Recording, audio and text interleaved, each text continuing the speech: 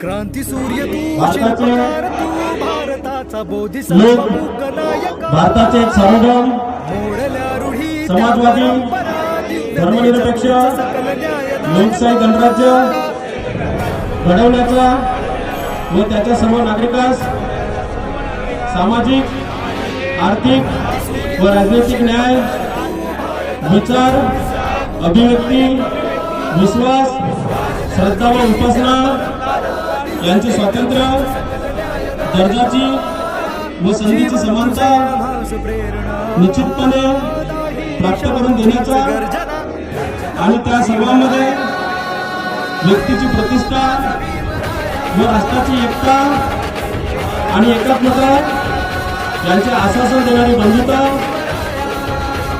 प्रवर्धित करण्याचा संकल्पपूर्वक निर्धार करून आमच्या संविधान सभेत आज दिनांक 26 नोव्हेंबर 1949 रोजी याद्वारे हे संविधान अंगीकृत आणि अधिनियमित करून स्वतःप्रत अर्पण करीत आहोत.